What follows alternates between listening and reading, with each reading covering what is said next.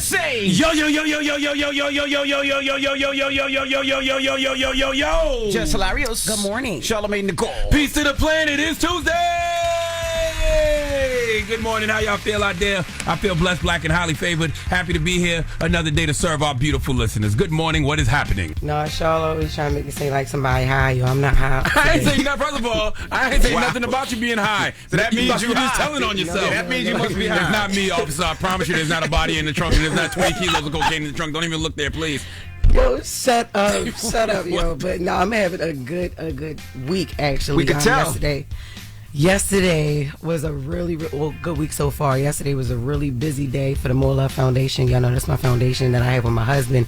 And we went to this event yesterday in Baltimore down at the convention center. Yo, it was just amazing, right? So shout out to 53 Families Foundation. That's former Ravens Super Bowl champion Jamil McClain and his wife. They have a foundation. They partnered with Salvation Army and the Ravens organization to feed 8,000 people, yo, like their families, right? And it was just amazing. We walked in, the convention center is biggest-ish in Baltimore. We walked in, and the outcome was wild. It was everybody in Ravens jerseys. They provided the Ravens jerseys for all the kids and the parents, and everybody was dancing. They had a DJ, shout out to DJ Q to Q, 92 Qs. Persian Nicole was there. The radio station was out there. Everybody was there, and it was just dope. I went up and I spoke on behalf of my foundation. It was amazing. And then we went to Governor Westmore's, I don't know what to call it, a campaign kickoff dinner. I'm not sure, but it was a lot of elected officials. He's running for re-election, right? Yes, running for and re-election. he announced that last night, and I thought it was just amazing that More Love Foundation was invited to that as well. I met so many people, and so many people love y'all. So I was told to tell everybody to keep doing what y'all doing. They love y'all. They hear y'all. And we don't even play in Baltimore. We don't even play on the station in Baltimore. But the iHeartRadio app and YouTube and the podcast. Listen, the director of BWI Airport, she, Miss Griffin, she loves y'all. She's Griffin. It was great. Miss Griffin. So She says I thought you said she's grifted. No, she said Miss Griffin. No, I said Miss Griffin, Angelique Griffin. Oh, okay, salute to Miss Griffin. I'm like, damn. Yes. So it was some very important people in the house. Yeah, salute to Baltimore, Maryland, everybody out there. I'm actually going to the Baltimore Convention Center, I think this week or next week. Okay. Yeah, so we might be doing a car show in the DMV area over in that area. Dope. So hopefully we can get that going. But yeah, I'm glad you had a good time, man. And it is the season to give back, even though this government shutdown is they're saying that they voted to open the government back up. That doesn't mean people are going to get their SNAP benefits right away. And I'm sure Mimi will be breaking that down in front page news. Also, we got Joseph Sikora, Isaac Keys, and Christy Lofton joining us, the cast of Power Book for Force. You know, Power is that's our new stories. You know, growing up, our parents and grandparents' stories, the days of our lives, and guiding light and bold and the beautiful. All the Tyler Perry stuff in the Power universe. That's our new stories. That's right. Yeah. So we're gonna be kicking it with them in a little bit, and then we got front page news. So don't go anywhere. Get your ass up. It's the Breakfast Club. Good morning. Morning, everybody. It's DJ NV, Jess Hilarious, Charlamagne the Guy. We are the Breakfast Club. Let's get into some front page news. Now, last night in Monday Night Football, the Philadelphia Eagles beat the Packers 10-7. That was did y'all watch the game or not? Did you see the game? Hell no, I was asleep. Not even the first half of the game? You seen the first half of the game, Brad? I was knocked out, bro. It was pretty good. It was a good defensive game, man. So salute to the Philadelphia Eagles. Also, the New York Giants have fired their head coach, Brian DeBall. Damn, man. Salute to Brian, man. Yeah. I salute him now that he's not a Giants So now you salute him? coach. There you go. Nah, salute to Brian. What's up, Mimi? Good morning, MV, Jess, Charlamagne. How y'all doing this morning? Peace, Mimi. Hey, girl. Good morning. All right, well, we start this morning in Washington, where after 41 days, the Senate has approved a deal to finally reopen the government, the last step before it heads to the House for a vote. Now, the plan would keep most agencies funded through January 30th and extend programs like SNAP food assistance and veteran services through next September. It restores back pay for federal workers, protects jobs that were at risk, and ensures food aid continues through 2026. But it leaves out a major Democratic priority, extending those health care subsidies that helps millions of families afford insurance. Instead, Republicans agreed to hold a separate vote on that issue by mid-December, which progressives say does not go far enough. Some groups are now calling for Senate Minority Leader Chuck Schumer to step down, accusing him of failing to keep Democrats united after eight Democrats crossed party lines to help Republicans pass that bill. Now, Hakeem Jeffries, he is addressing the media. He addressed the media shortly after that vote, saying that this fight should not be about partisan politics. Let's listen. This fight for us is not partisan. It's a patriotic fight. We're waging this fight on behalf of the American people. The 5 states that are most impacted by a failure to extend the Affordable Care Act tax credits are West Virginia, Wyoming, Alaska, Mississippi, and Tennessee. 45% of the people, of the Americans who are going to lose health care or be at risk of losing health care if they don't, on the other side of the aisle, extend the Affordable Care Act tax credits, 45% of them are registered Republicans, 35% registered Democrats, and 20% unaffiliated or independent. This is not a partisan fight for us. It's a patriotic fight. Mm-hmm. Now, all eyes turn to the House, where Speaker Mike Johnson is urging members to return to Washington. He says he's confident that the measure will pass, but has stopped short of promising that the House will take up that separate health care vote that Democrats were promised in the Senate. Let's listen to that exchange. So you're not committing to bringing up a bill that deals with the Obamacare subsidies before they expire? I'm not committing to it or not committing to it. If something passes the Senate, it would only pass on a bipartisan basis. Yeah. Would you bring it up? I can't commit to anything that hasn't even passed through the Senate yet. I mean, I've never done that. I'm very consistent. I've been Speaker for over 2 years. So that is the latest with that. And as you were mentioning earlier, Envy, those SNAP benefits, there's still some more ongoing litigation with that. So the Trump administration, they returned to the Supreme Court yesterday asking the justices to step in and keep those full payments frozen while the government remains shut down. This comes after the lower courts ruled that the administration must resume those full benefits for 42 million Americans who rely on the program. And the Supreme Court could rule on that as early as today. But for now, the rulings have created a confusing patchwork with families in some states like Hawaii and New Jersey receiving their full benefits, while others in like Nebraska and West Virginia have received nothing at all. Am I the only person who thinks folks are being too hard on Democrats with this one? You know what I mean? Democrats finally did something that they normally don't do, which is fight. And I really wish Democrats would just be honest and let people know, like, look, we tried. You saw us try. Like, we threw a Hail Mary on behalf of the American people, even though we know MAGA had zero reason to make any concessions to us. We did what we could, but we have zero power, and we couldn't get it done. And yes, we understand people are going to lose health care or are at risk of losing health care. We know health care premiums are going to go up, but there was nothing else we could do. And they're really damned if they do, damned if they don't in this situation, because if you don't reopen the government, now you got people not getting SNAP benefits, federal workers not getting paid. Like, they really had no other option, if you ask me. Yeah, I think people are upset that they gave up. I think for once they wanted Democrats to stay in the fight. They felt like coming off of that election last week that they had momentum, and then they just basically gave it away. But at what expense? That's the thing. Yeah, but that's the other thing. At what expense? At the expense of the federal workers, at the expense of people not getting paid. But, you know, it's like what they were saying yesterday, putting sick children against hungry children, right? So, right. But it's also incredible to me, the belief and the faith that people still have in MAGA to do the right thing. MAGA does not care. Like, they have zero reason to make any concessions to Democrats on this situation. They don't care. I don't think MAGA has ever made a concession. I think they do what they want to do, and it is what it is. Either you roll with them or you get rolled over. That's what it's always been. It's just incredible to me, the belief and the faith that people still have in Republicans. I just don't have any faith in them to do the right thing ever. Yeah. And really quickly, Donald Trump, he has issued a new round of pardons, this time for several allies that helped overturn the 2020 election. The list includes about 77 people. Some names you might know: Rudy Giuliani, Sidney Powell, who was a former Trump attorney, and White House Chief of Staff Mark Meadows. So those pardons will wipe away any federal charges or potential investigations connected to their roles in trying to keep Trump in power after his 2020 loss. I wonder how many people who like what president pardoned the most people. It had to be Donald Trump, right? I have no idea. I never looked it up. It just has to be, right? It seems like he just pardons everybody. But he's pardoning the wrong people. January 6th I was going to say not everybody. But I just feel like he just. Usually they pardon at the end of the presidency, right before they leave. They pardon. He just pardons people like it's Tuesday, and I'm just gonna pardon people. That's crazy. All right. Well, actually, it says Franklin D. Roosevelt, but 3,687 pardons or clemencies. Damn. From 1933 to 1945. All right. Well, that is front page news. Thank you, Mimi.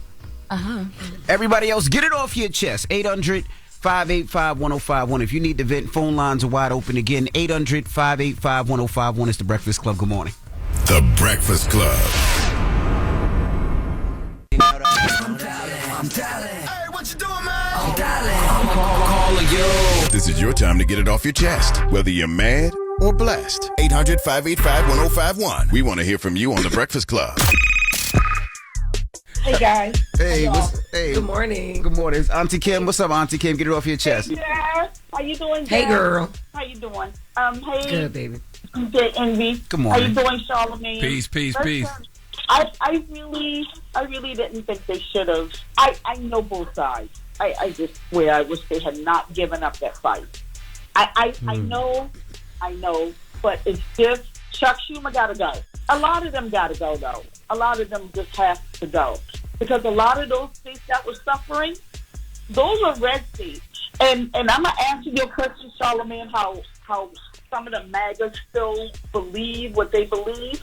My husband was channel surfing yesterday, and I was walking by the TV, and I heard the TV say, because the Democrats did the shutdown. I said, Democrats? Because I didn't know what channel it was. I said, Democrats? I said, they lying. So he said, I was just going past Fox News. So just for me to hear that walking by the TV, can you imagine sitting there 24 hours a day, 7 days a week, listening to that lie?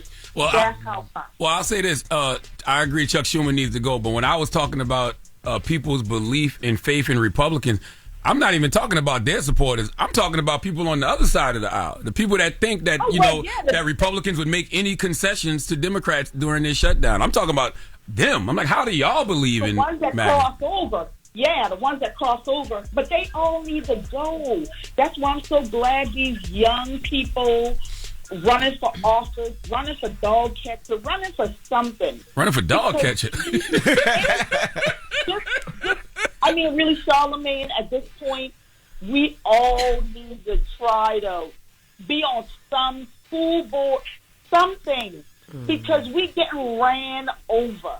And you remember when we were going to school, we had cousins, aunties, whatever, in the school board, our friend, mama was... Absolutely. We knew these people. We don't know these people. And we letting people just tell our kids anything in school. We don't go to the school. You know that you don't know now that you can't just pop up in the class. Yep. You gotta make an appointment. Yeah. Why I gotta make an appointment to sit in my grandson's class? Hey, that is true. That is true though. Growing up, because like my whole life, I knew Wendell Gilliard. Just because. He lived 3 doors from us. That's what I'm saying. On the east side, on the project. That's right. But you know what? They do that for safety too, though, because like the other day I had to go to my kids. I had to go to parent teacher.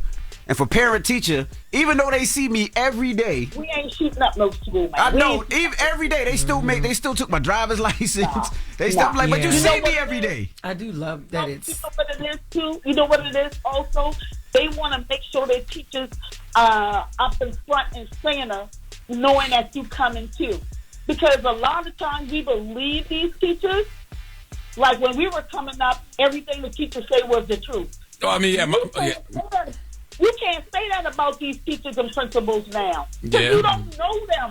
But it's also different. Like my mother's a public school teacher in South Carolina. You know, she used to teach at Courtney, and then she teached in Berkeley County.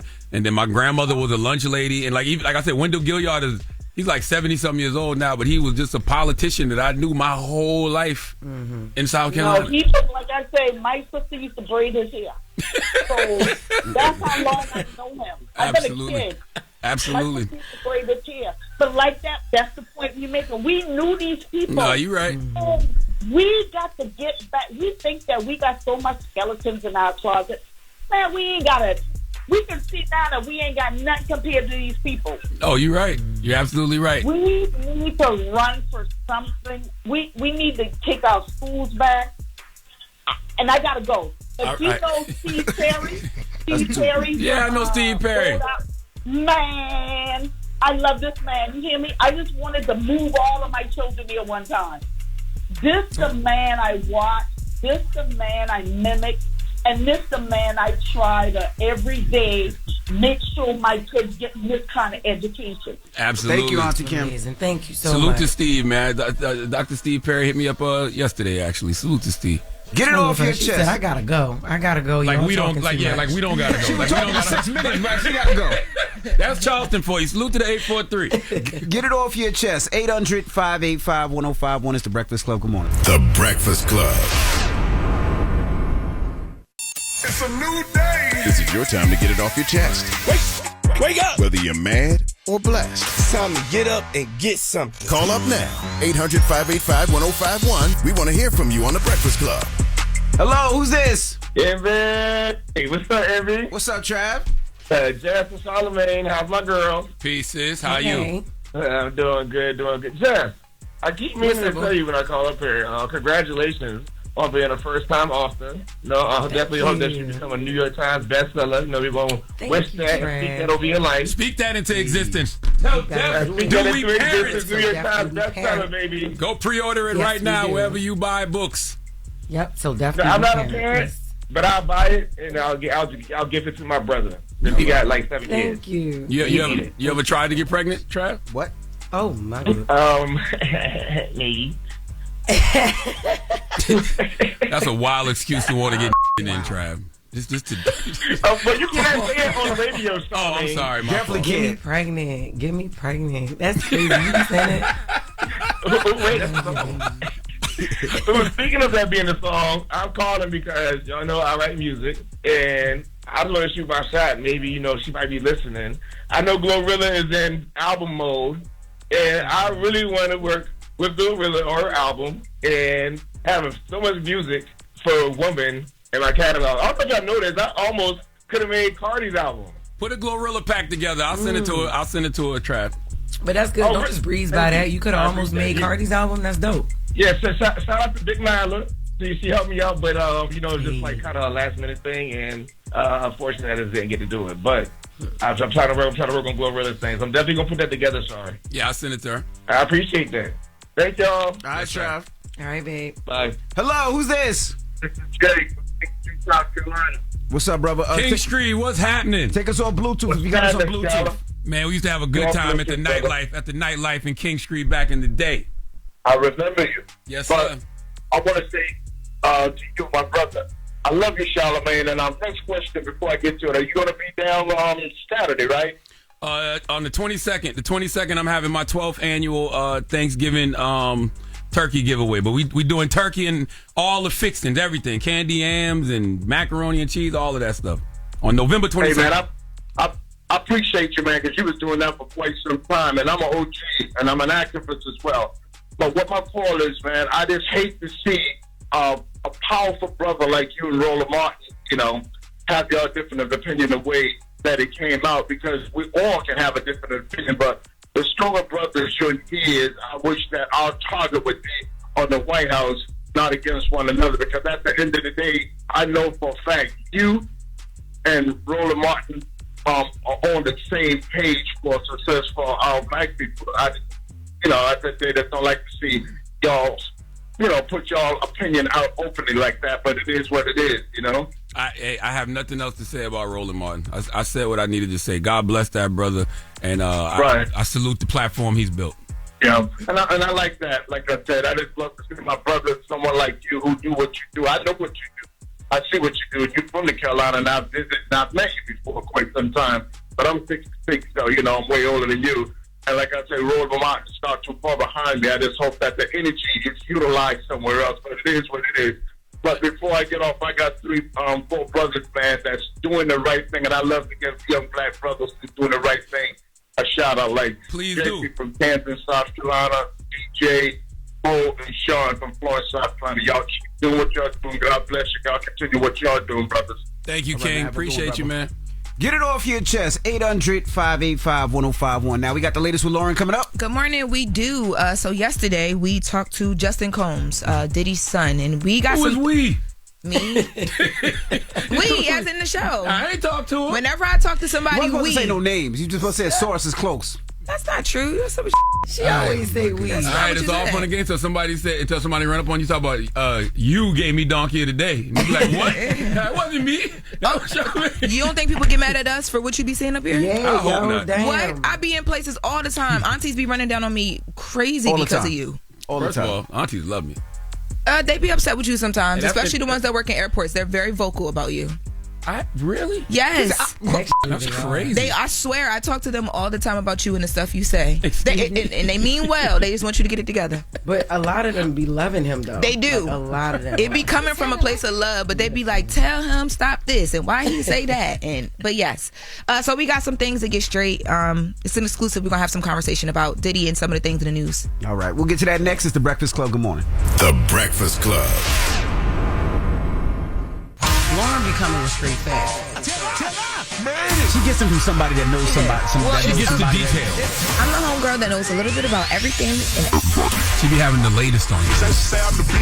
The latest with Loren LoRosa. Sometimes she have facts, sometimes she have details, sometimes she have a little bit of everything. What was the latest? On The Breakfast Club. Talk to me.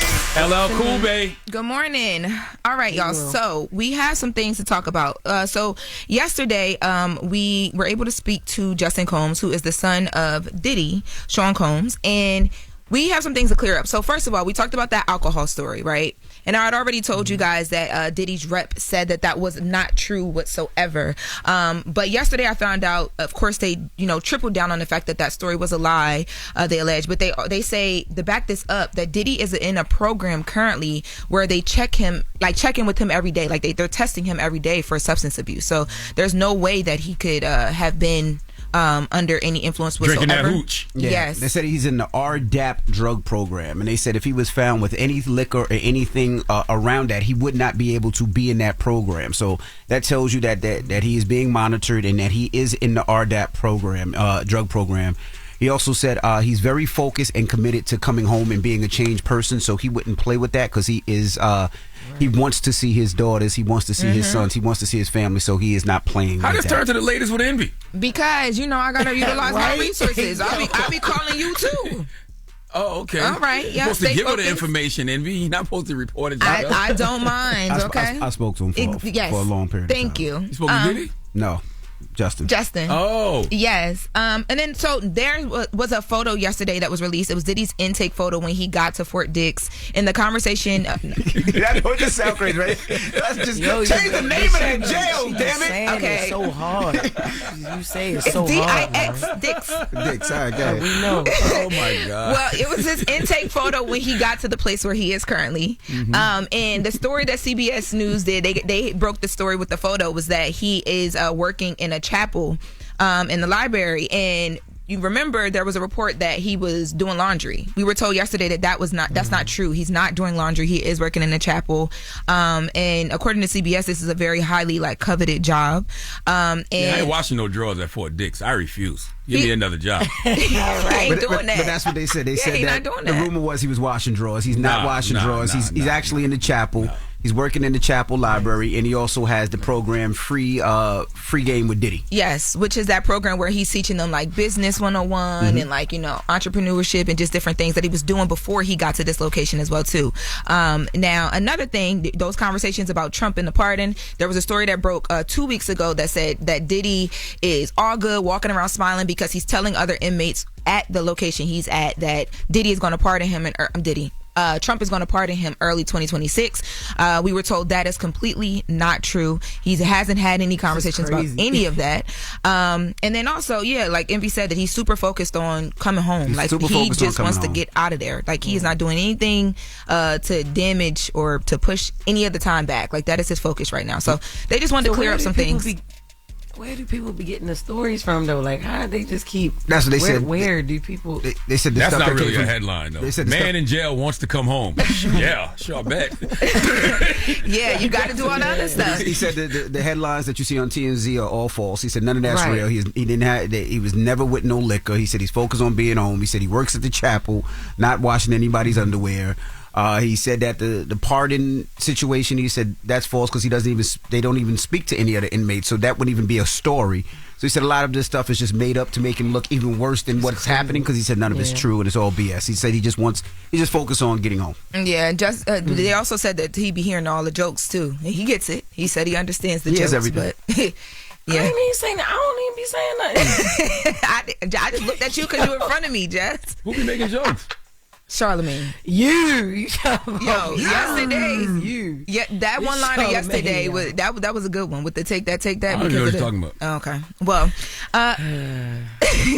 in other news, so Beyonce and Miss Tina Knowles were outside over these last few days.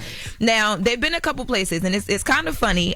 So first they went to Kris Jenner's 70th birthday party. Now this 70th birthday party was super star-studded. All the biggest names that you can imagine in Hollywood were there, but it was reported that Jay-Z and Beyonce were there, but you didn't see any photos of them. And the report was, they did what Jay-Z and Beyonce do. Cameras couldn't catch them. Miss Tina Knowles uploaded a photo. So first she posted a photo of her, Beyonce, and Kris Jenner, and she then reposted the same photo. But that's Kris. I thought that was Kim. That's crazy. No, this is Kris. Then she. I know she looks so much like her daughter. Yes, well, her mother looks more like her mother. Then she Miss Tina Knowles reposted the same photo, but like she had the white background or white lines around it. So you can't make a photo fit on Instagram. So she said that put it in a border. Yeah, she put the border around it, and she said, I posted this earlier, but didn't know how to make it fit in the IG. So I had someone to fit it in so you could see the whole picture. I'm 71. Give me a break. So they look gorgeous, but of course now people have photos of Beyonce at the party, and Beyonce was trying to be low at the party. Right, trying to be low, and it's all because of her mother. Please believe that it was so cute. That Beyonce said, "Mom, you can post this picture." Yeah, of course. Yeah, and also she should have asked Blue. Blue, can you tell me how to work this Instagram thing, please? Imagine looking so fly and wanting to be low. God damn. Right. Yes. But Miss Tina, what day was this?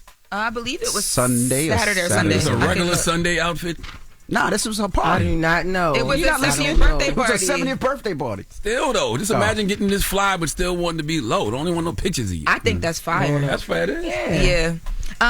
Yeah. So, but Miss Tina do say like she be getting in trouble with Beyonce when she posts certain things, or when she like clap back or whatever. She says she do be getting in trouble. I remember that she said that. That's why I thought it was so funny. Probably didn't tell her to post it. She probably just was like, "My baby look cute, and I'ma post it." Yeah, and Kris is 70. Yes, and it was a James Bond themed birthday party. This is either some great anti-aging cream or she drinking kids' blood. Or great doctors. Oh my gosh, she just she's in Hollywood. No, she didn't. No. She just got a fresh facelift, and she let them document the whole thing. Like her doctor been posting about her now. They stay at the doctors. She just had. That's like grocery shopping to the Kardashians. So when they do face stuff, it's like when you lift the car with the tire. How they do it? No, stupid. And Envy, you Patty talking about they stay at the doctor, like it's their second home. What? First of all, Envy, you went too, so you know. I didn't. Envy got a nose job. I did not get a nose job. Don't start the. I did not get a nose job. I removed the polyps out my nose. Had nothing to do with nose job. My nose didn't shift. It didn't get thin or nothing. That is not true. No. You look way different now than in them old pictures I be seeing. People post the party flyers. I be like, who was that? Tell them again, Lauren. That's a lie. Well, the last place that they were at, Beyonce and Miss Tina Knowles, they went to support Kelly at the Boy Is Mine tour. They went. Oh, wow. Yeah, Miss Tina Knowles posted 2 separate nights, but Beyonce in one of the photos has on a backstage pass right around her neck. You know when you go backstage and you got to wear the pass so people can make sure you get in. And the world is going crazy because they're like, Beyonce, girl, like why do you have on this pass? Like you don't need to walk around with this pass. She had to wear it backstage. That's it's funny. Beyonce. And it's fire. Backstage pass. I done told y'all a million times, Beyonce is the person that walks in the room and introduces herself to everybody. She be like, hi, I'm Beyonce. So she is not above wearing a backstage pass. Yes. If somebody gave her that and said, hey, you need to wear this backstage, she would probably put it on. Whoever gave her that is foul. Like, why? She needed a backstage pass. I would have did it just to talk to her. I said, hey, where you going? Where you going? Who are you? Who you with? And by the way, I need my job. And what if they're Mexican? They're not taking no chances right now. They're like, yo, I'm going to do my job. What if they're Mexican? Yes, I'm not giving y'all no reason, no excuses. For real, y'all don't never want people to do their job, and that's the problem. Dropping the clues bombs for everybody out there doing their job, man. You think they put a wristband over too? If that's my job, because when my supervisor comes to me and says, why didn't you give her a backstage pass? Why you didn't give her Beyonce? It don't matter. But I got to do my job. There's a lot of other stars that were there, though, like over the weekend in LA. Like Rihanna was there, Queen Latifah, Mara Brock Akil. Like, they didn't come on past. They took them off for the picture. They took them off for the picture. They took them passes off for the picture. That's all it was. That's all Charlotte said, that security serious. You a witness, man. I don't care who you are. Dropping the clues bomb for that Mexican security. I know it was Mexican, too. Jesus Christ. All right. That is the latest with Loren. Now, when we come back, we got front page news, so don't move. It's the Breakfast Club. Good morning. Morning, everybody. It's DJ NV, Jess Hilarious, Charlamagne the Guy. We are the Breakfast Club. Let's get back to some front page news. Now, the Eagles beat the Packers last night in Monday Night Football 10-7, and the Giants have fired their head coach, after blowing another double-digit lead in the fourth quarter. I be wondering, is it fair to fire the coach, man, when the players suck, though? You know what I'm saying? Like, you should fire a coach when you know that a coach got, like, great players on the field. But when you up, and he not getting the best out of it. But when you up in the fourth quarter for 4 games and you lose 4 games and you're up double digits. Because the players suck. they wouldn't suck if they were up in the fourth quarter by double-digit leads. Huh? Like, the games are good. Like, we're busting ass until that fourth quarter. And then I don't it just watch seems the like Giants. we fold. I could care less. Then you don't know anything. You talking about the players suck. You right. They do suck, though. Hold on. So y'all players don't suck? Some of them. Okay, what you mean? Some of them. Jackson Dart look all right, though. Well, he's injured. Oh, all right. Well, he looked all right when he was playing. Yeah, Russell Wilson starting next week. Oh, Lord. 7 interceptions. Yo, shut up, man. Mimi, help me. What's 7 up, Mimi? interceptions by the third quarter. Leave me alone. Come on, Mimi. Goodness. Okay, y'all. Well, good morning, Jess, Charlamagne, MB. How y'all doing this morning? Girl, Peace, good Mimi. morning. Good morning. All right, so we start this hour with the latest at the airport. So even with the Senate deal to reach that shut down that news, the FAA still hasn't lifted its nationwide restrictions, meaning travelers are still facing the same headaches at the airport with no real relief in sight just yet. Now, starting this morning, the FAA is cutting flights across the country by 6%, and those reductions will keep climbing throughout the week, reaching 8% on Thursday and 10% by Friday morning. Now, the FAA, they began scaling back flights last Friday at 40 of the nation's busiest airports because of the ongoing shortage with air traffic controllers. Transportation Secretary Sean Duffy says the FAA won't lift the order until safety data shows that it's appropriate, but adds that the skies remain safe to fly. He says that the cuts are about managing traffic, not about grounding planes. Meanwhile, President Trump is weighing in on the air traffic controller shortage on social media. He's blasting air traffic controllers who've called out sick, saying he's not happy, and he is threatening to dock their pay. He's also promised those who stayed on the job are great. He's calling them great patriots and promising $10,000 bonuses once the shutdown ends. Now, critics are pointing out that these are the same controllers who've been working day to day, showing up without a paycheck. And the union says that they've been working 6 days a week, 10-hour shifts. We've been talking about this. They've been guiding planes across the country while struggling to pay their own bills. Passengers, they are also feeling the fallout. This weekend alone, there were more than 4,500 cancellations, 18,000 delays. Let's listen to some of the frustration that the passengers are feeling. This thing is affecting, citizens, and it probably shouldn't be affecting everybody like this. Guess what I have to do? I'm going to U-Haul, and I'm going to drive a truck cross country to get back to Utah because I have to be back by Tuesday. It's wicked frustrating. Everybody should just get along. Let's figure it out. These air traffic controllers, my safety is in their hands. It's unbelievable and it's embarrassing for our country. We've been here since 4 this morning, but the thing is there's no flight to Syracuse, so we're going to Raleigh, North Carolina, then we're going to Buffalo, then someone has to pick us up. That's crazy. Jesus, man. Yeah. Somebody said it right. It's definitely embarrassing for this country. Mm-hmm. So a lot of different array of feelings there. People renting cars, driving U-Hauls, whatever they can get because there's a shortage on rental cars. So if you can get a U-Haul, people are just doing whatever they can to get to where they need to be. Yeah, all the situation Mimi shows me is how much people don't understand the working class, especially when it comes to the federal workers. Like 67% of this country lives paycheck to paycheck, and you want these people to come to work when they thinking about how they going to keep the lights on, literally. Like, do you know how many people people I know who have had to get other jobs, temp services, driving Uber, Lyft, taking out loans from the bank. Folks really have no idea what the working class goes through. Exactly, and especially with President Trump getting on social media, come on, man, telling the workers they need to get to work. You have no idea what their day-to-day looks like, childcare, household bills, whatever they need to do. So, and that's the other thing too. The childcare piece is very important because some of these people have had to take off for work because they can't afford childcare at the moment because they're not getting a paycheck. So they got to make sure the kids get to school and stay home with the kids. It's nuts, man. Yeah, absolutely. And today is Veterans Day, a time to honor our men and women who serve our country. But this year, the celebration looks and feels very different. That's because of the ongoing government shutdown. Hundreds of thousands of active duty service members could miss their next paycheck. The administration has found temporary fixes twice since October, but those funds have now run out, leaving many military families uncertain about how they'll cover their bills, their rent, their groceries this week. So the shutdown has also forced the cancellation of parades, ceremonies, and community events that usually honor veterans. Organizers say they simply didn't have the access to military bases, restrooms, or staffing to make those events happen.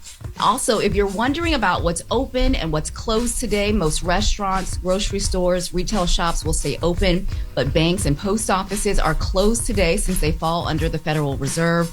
Online banking and ATM services will still work, though transactions could take an extra day to process.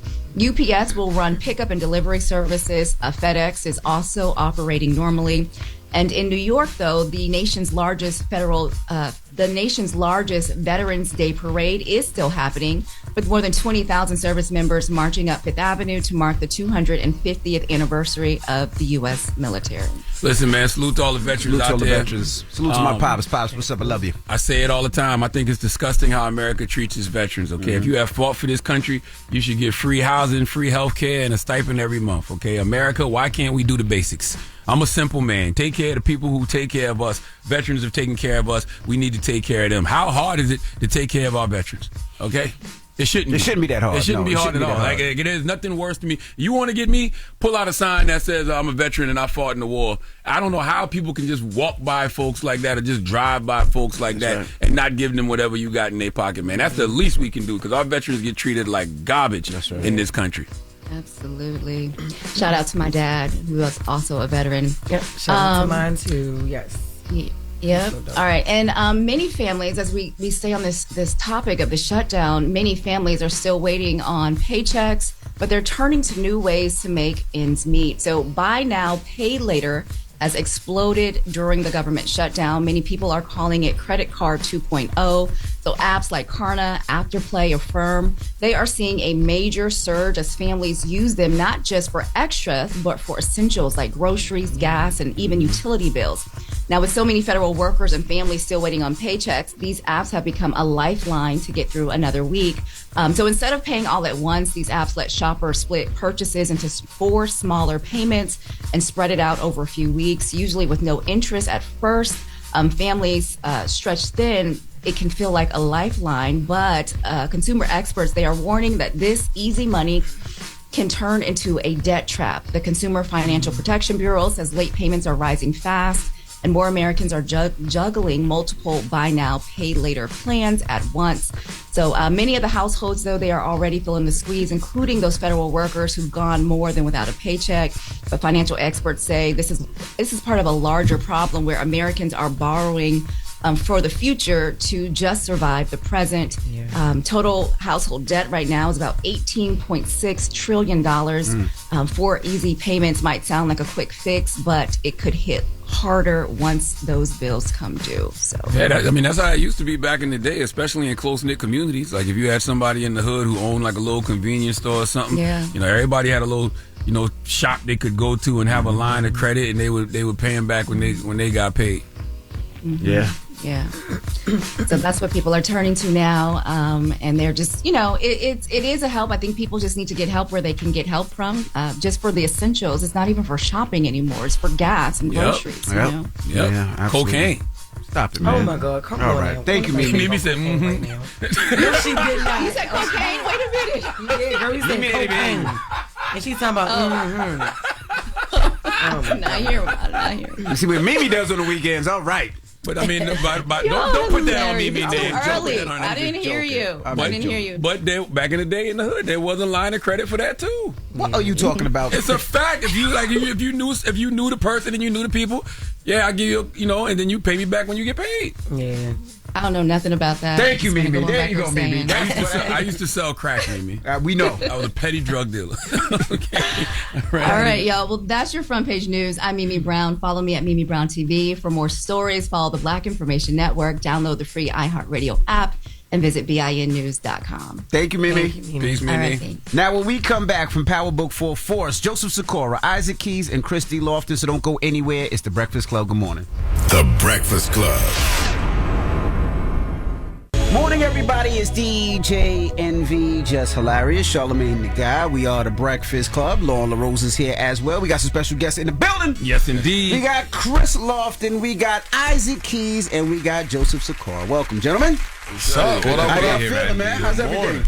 Fantastic. You saw that first episode. It dropped. It's heavy. Last week, that's right. Set it up for the rest of the season. It's going to be fire season. How do y'all approach doing a final season? Like, how does that even make y'all feel? Is it bittersweet? Like, how do you approach it? I think, like you just said, bittersweet. But, I think once we know it's the final season, I think it makes us go a little harder. You know what I mean? Like, make sure we make the scenes a little bit more intense. I think the writing room did the same thing. It's just making sure that every episode had a bang factor to it. And, as actors, like, we want to put our best foot forward. And I think we did a great job doing that. Is it always that feeling like the last show would be so amazing, but like, yeah, we just can't end it like that. We got to do another one or another one. Is that ever a feeling, or you're like, nah, this is a wrap? Well, I think that Gary and I just wanted to make sure that we gave Chicago's due. A big thing was that I didn't produce the first season, just the second and the third season, and a big thing for me was getting Chicago better. A little bit more realistic. Like even the Power show is kind of like New York adjacent, but we wanted to be Chicago adjacent. But it's like it's a real place. We wanted to show the diversity within the diversity. Like I think it was kind of like a globular south side of Chicago, a globular west side, and I just mean that there was no specificity or details, and we do a lot more detail oriented stuff in the third season. And I think that the city is really going to bless this show for this final season. What did you do to do, like, what was your research like leaving the season?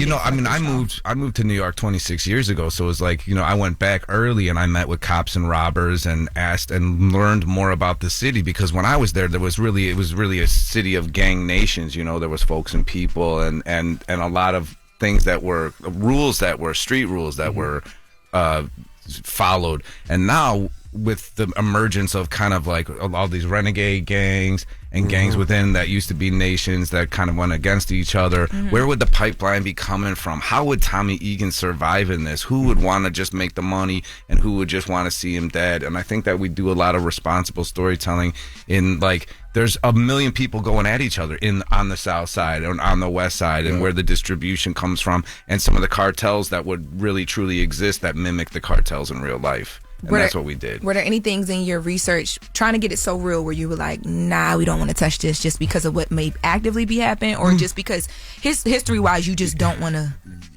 ruffle any feathers? Yeah, well, I mean, Chris and I are both from Chicago, and there's definitely, it's now that I'm this age, this old, it's like in my 30s and 40s even going back. I mean, I remember it'd be like, you don't want people from the past popping up and being like, yo, man, what's up? Why'd you put it like that? Or why'd you do this like this?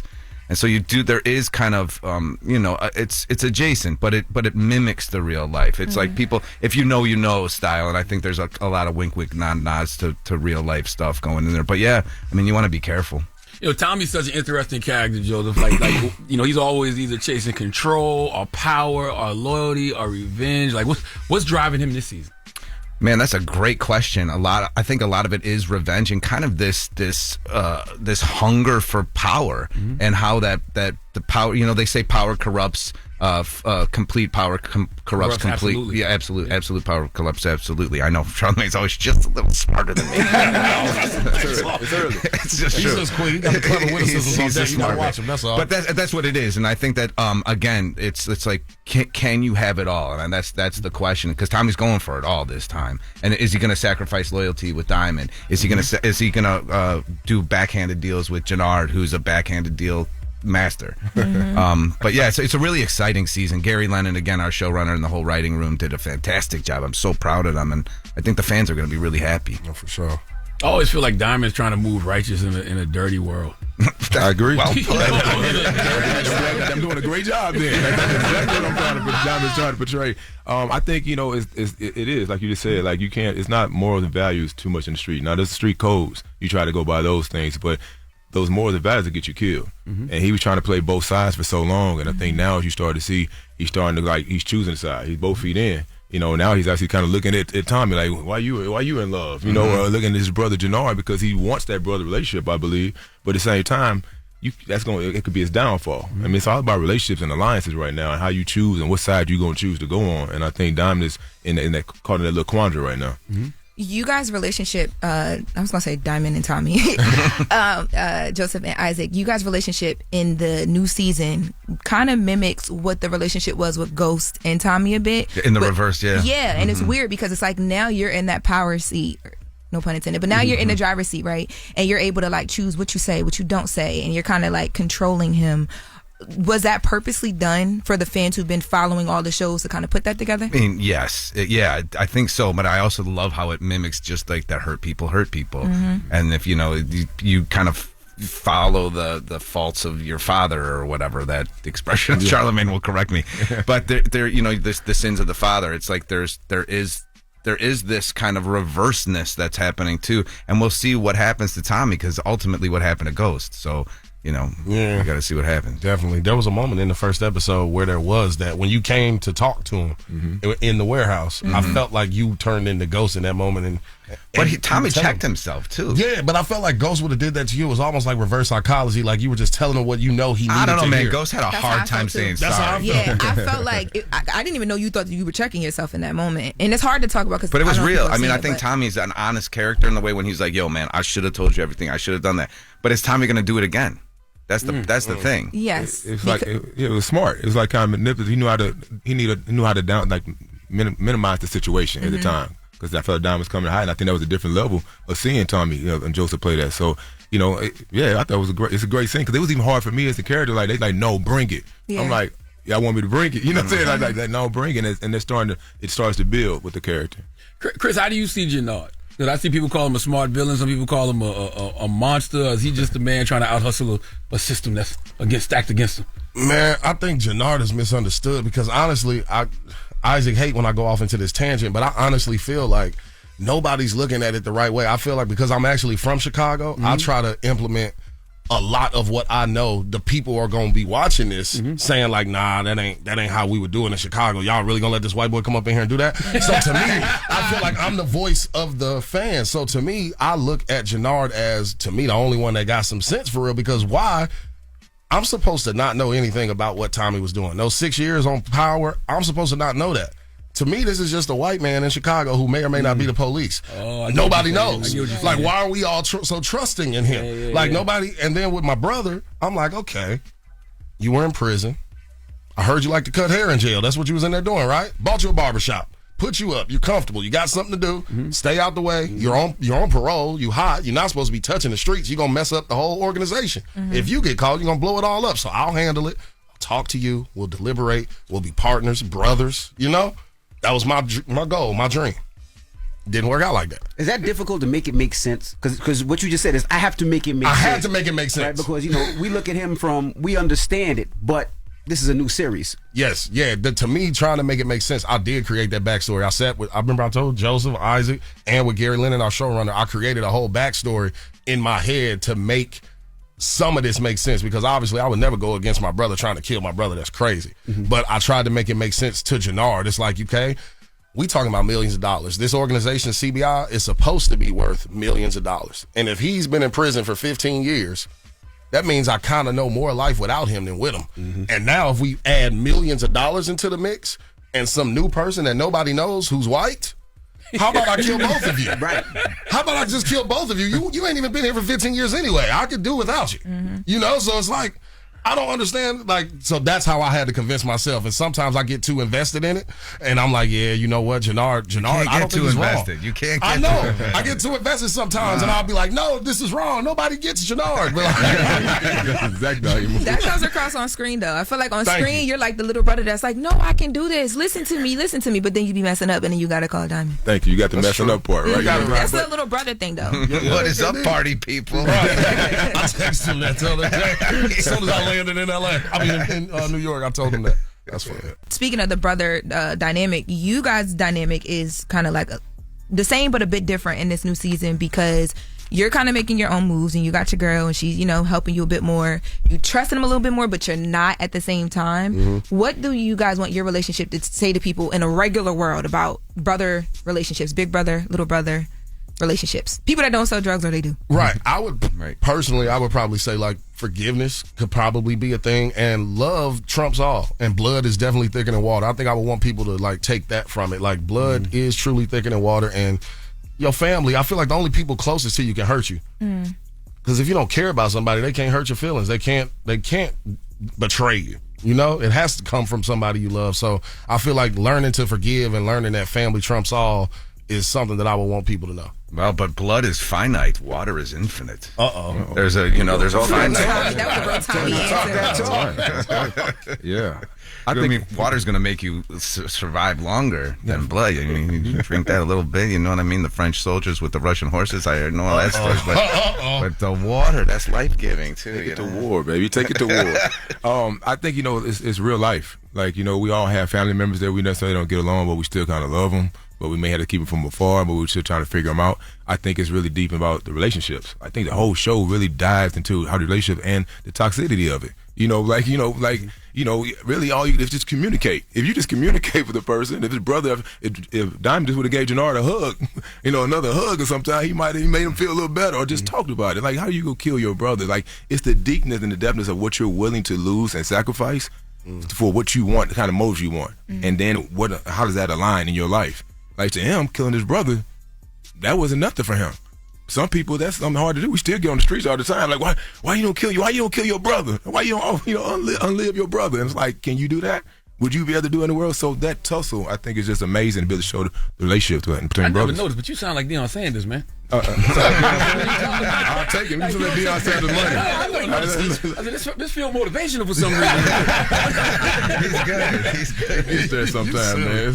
What does redemption look like for Diamond? Like, now that the streets, keep pulling him back. I think ultimately what Diamond wants is he wants to be able to make this money, have power, but he doesn't want all the violence and stuff that goes along with it at some point. Like, if it was the best world, the coalition, everybody working together, everybody making money, let's just do that and be cool. And I think that, but it's like, when you see the Tommy character coming, what Joseph plays so well, it's like, we want more than that. We want more than that. So he still got to make his moves in alignment with how he wants to move. So that somehow kind of creates that friction between everyone in a sense, because there's so many players in this. We still have the Latin and the cartel side and how the control that they have. So now we're just trying to, I think Diamond's redemption is just, he really just he wants to be there, but it ain't gonna work the way he wants it to work, and that's how it works in the streets. Do you think the world will ever look at the gang organization as like anything righteous they've ever done? I know with BMF, 50 also tried to talk about the family unit and stuff like that, and it's very prevalent that you're that character in this show, but people don't see that. They only say, why would you guys be in a show that showcases all these things? I'm sure you get that question all the time. Do you think the world will ever say, but wait, there was a righteous component to this, there was a family aspect? Yes, and I think even outside the show, we make sure we do a lot of stuff in the community. I make sure we have speaking engagements and talking to make sure we know this is entertainment. It's telling a story, a story of some made up characters, that, how they move in the streets and how their life and how their family dynamics happen. And I think that also by showing that in Chicago with all the things that's going on with the city of Chicago, we're able to show the entertainment part of it, but we're also able to touch on some of the things of the diversity of the city and how the city is made up and the history and the architecture and just kind of giving some more light on the city in that way as well too. But I think it's very important for people to know, even as we talk, is to make sure that we know that this is a story. It's a TV series. Yeah, it's not real life. It's not real life. It's the power universe. We know that's not real life. There's so many things that happen. That Mustang pulls up anywhere. No parking tickets. No, nothing. But I will say though that these stories are might not be based on somebody's real life, but they are lives that's happening out there. For sure. There's a Tommy and somebody. People walk up to me every time like, bro, all the time. Me and my brother. Oh man, that's how it was, bro. You me. But that's why I think these stories mean so much, And a lot of times, like she said, a lot of people feel like, oh, well, they are idolizing or they're making it seem like this, but. For a lot of times, that's what we grew up seeing, right? We grew up seeing the local drug dealers, and you always wanted to know, well, I always wanted to know, like, how did they do their business? How did it work? So I think this kind of gives you an inside, false or not false, but primarily true, of how it worked and how it got down.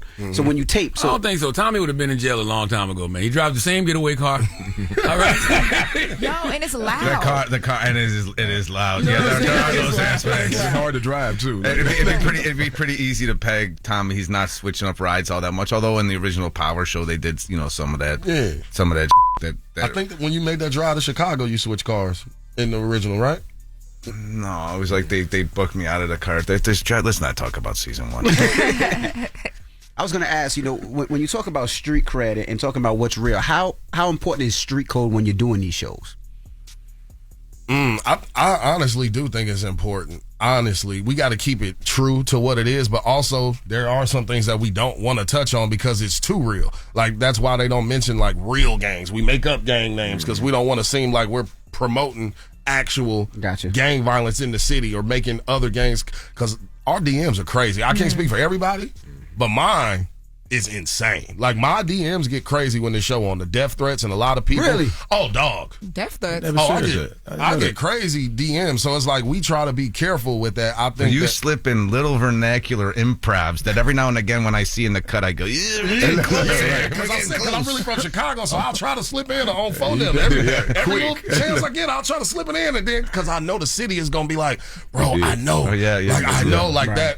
The city of Chicago is behind it. I feel like New York and Chicago are two cities that we don't really particularly like when actors portray being from there if they're not really from there. Like, we don't want you to come from LA and try to be on a New York TV show saying you a hood dude from New York. I don't, man. London Brown crushes it as Uncle Marv.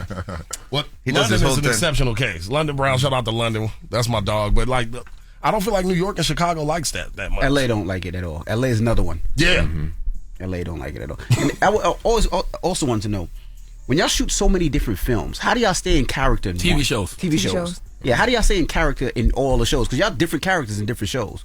I mean, for me, is the simple version for me is action and cut. Like, I don't so you don't take it home with you. Yeah, I've never been that guy for real that really like takes it home with me. Me neither. Yeah, I just know how to disassociate. It's a lot more from fun. I just find that there's a lot more fun when you get to. It is. But also, it's like coming from the theater, darling. It's like if you're not going to bring that character home, you're playing the guy for 6 months. You know what I mean? You bring it to the theater. That's why you warm up. That's why you get, do the whole thing. Could y'all imagine if Joseph pulled up to pick up his kid from school, he pulled up in the car? Oh, yeah. When I see you, it's so hard to not see Tommy. All of you guys, it's hard to not envision y'all in the show. I'm like, dang, I was just watching you last night. Like, if y'all leave that girl alone. Not to me. I think Joseph does a fantastic job acting because he's nothing like Tommy in real life. He's just a nice guy. He's not. He's just a nice guy. That was different, too, but the voice is there. He's selling copious amounts of drugs, but other than that. Isaac and Chris, in regards to dealing with 50 Cent, what did y'all learn from Little Meech?